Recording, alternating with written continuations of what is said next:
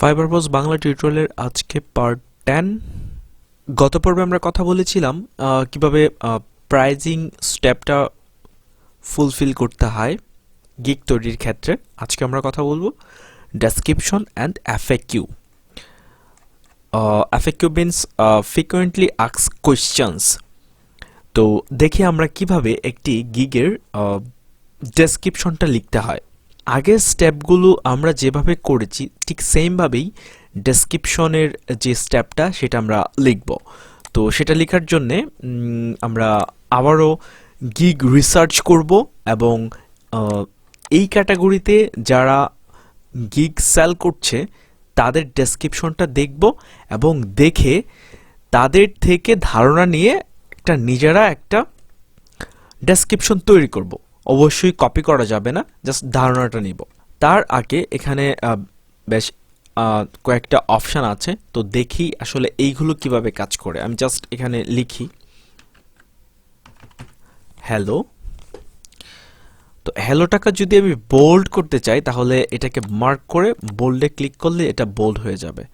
তো এটাকে যদি ইটালিক করতে চাই জাস্ট মার্ক করে আমি যদি ইটালিকে আয়ে ক্লিক করি তাহলে ইটালিক হয়ে গেল।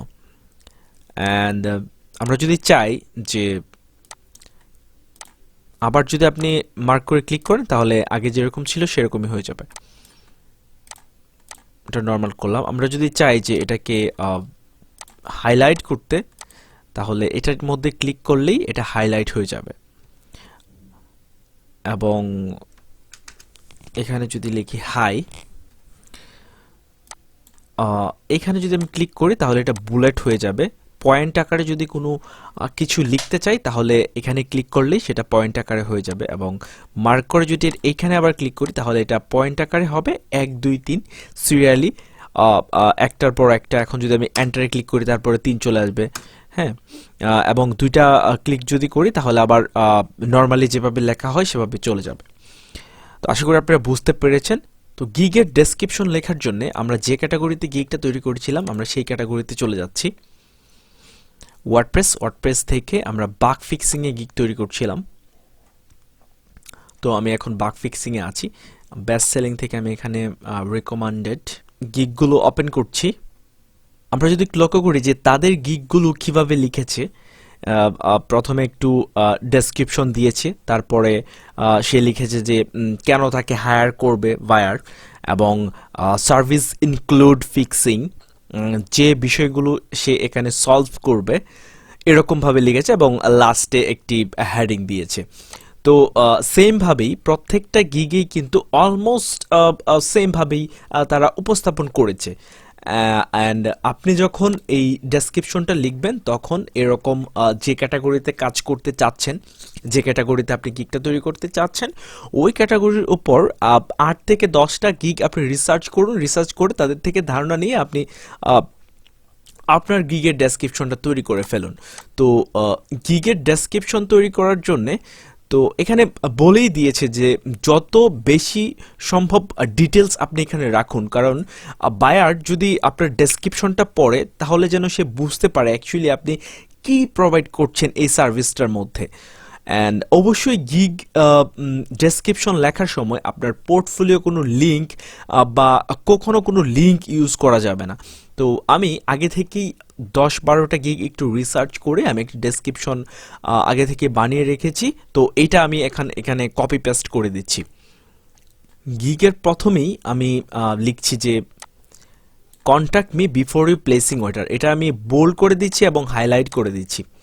তো আমি ব্যক্তিগতভাবে যেটা ফেস করেছি, প্রথমের দিকে আপনি হচ্ছে অর্ডার পাবেন না, কিন্তু আপনার গিগটা যখন মোটামুটি একটু র্যাঙ্কে চলে আসবে তখন আপনি যদি এই কথাটা যদি লেখা না থাকে তাহলে আপনি একটু ঝামেলায় পড়ে যাবেন। কীরকম ঝামেলা? ধরুন আপনি অনেক সময় বাইরে থাকতে পারেন, অনেক সময় ট্যুরে থাকতে পারেন, তখন আপনি কাজ করার জন্য প্রস্তুত থাকবেন না।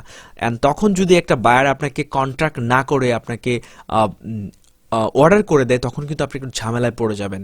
অ্যান্ড দেখা গেল যে একটা কাজ আপনার যে ক্যাটাগরি আছে ওই ক্যাটাগরির মধ্যে পড়ে না, বায়ার কিন্তু অনেক সময় না বুঝে অর্ডার করতে পারে। আরেকটা ব্যাপার হচ্ছে আপনি বায়ার যে কাজটা করতে চাচ্ছে আপনি এটা নাও পারতে পারেন। হ্যাঁ, তো এখানে আমি যেহেতু ফিক্সের ওপর গিকটা তৈরি করছি। ওয়ার্ডপ্রেসের সকল ফিক্স কিন্তু আমার পক্ষে করা সম্ভব না, ঠিক আছে? তো আপনি অবশ্যই এটা এখানে লিখে দিবেন যে আপনাকে হায়ার করার আগে অবশ্যই যেন আপনাকে মেসেজ দেয় ইনবক্সে। তো আপনি মেসেজ দিলে সুবিধাটা হবে কি, যে আপনি তখন দেখবেন যে আপনি কাজটা ভালো করে পারেন কিনা। আপনি যদি কাজটা ভালো করে পারেন সেই ক্ষেত্রে আপনি কাজটা নেবেন, অন্যথায় আপনি কাজটা নেবেন না। কিন্তু একটা বায়ার যদি এসে আপনাকে হুটহাট অর্ডার করে দেয় তখন কিন্তু আপনি একটু প্রবলেমে পড়ে যাবেন। তো সেই ক্ষেত্রে এটা অনেক এফেক্টিভ যে please contact me before you placing order, এটা লেখাটা। কারণ এটা যদি লেখা থাকে তাহলে আপনি বায়ারকে বলতে পারবেন যে আপনি যদি কাজটা ভালো করে নাও পারেন তাও তারপরে বায়ারকে বলতে পারবেন যে আমি তো লিখে দিয়েছি গিগে, তুমি তো আমাকে কন্ট্যাক্ট না করেই অর্ডার করেছো। তো সেই ক্ষেত্রে আপনার একটা অ্যাডভান্টেজ থাকে। আশা করি বুঝতে পেরেছেন। তারপর এখানে আমি একটা ডেসক্রিপশন দিয়ে দিচ্ছি। এখানে আমি দিয়ে দিচ্ছি যে কি কি সার্ভিস আমি প্রোভাইড করব এই গিকের মধ্যে। আমি এই সার্ভিসগুলো এই গিকে প্রোভাইড করব। তো সেক্ষেত্রে এখানে এটার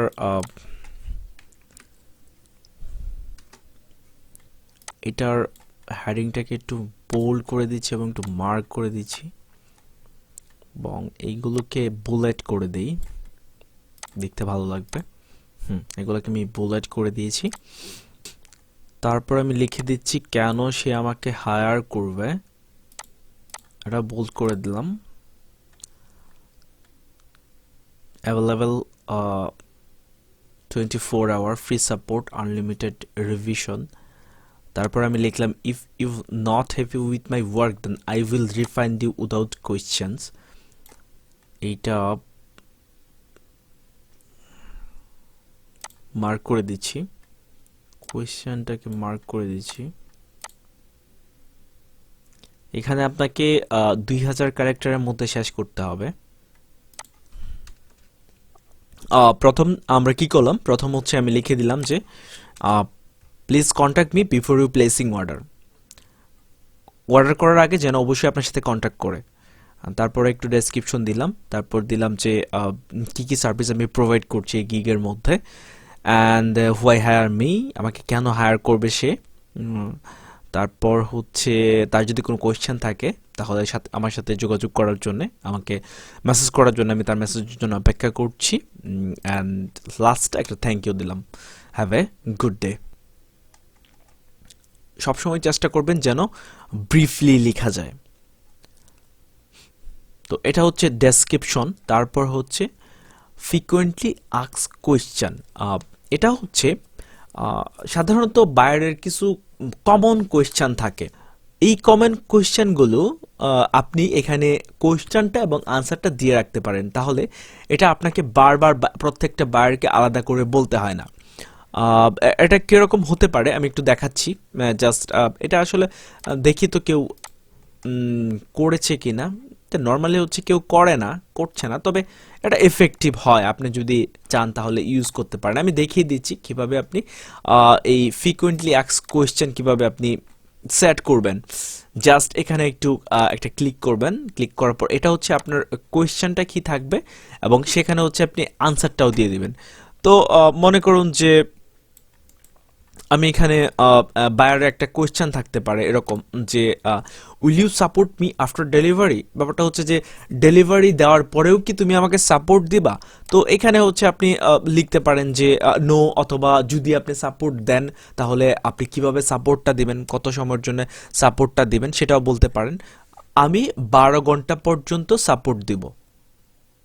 তো আপনি যদি এখানে কোনো সাপোর্ট না দেন সেক্ষেত্রে হচ্ছে আপনি এখানে লিখে দিতে পারেন যে আমি কোনো সাপোর্ট দেব না, বা অন্য কোনো কোয়েশ্চেন যদি থাকে সেটাও আপনি এখানে লিখতে পারেন।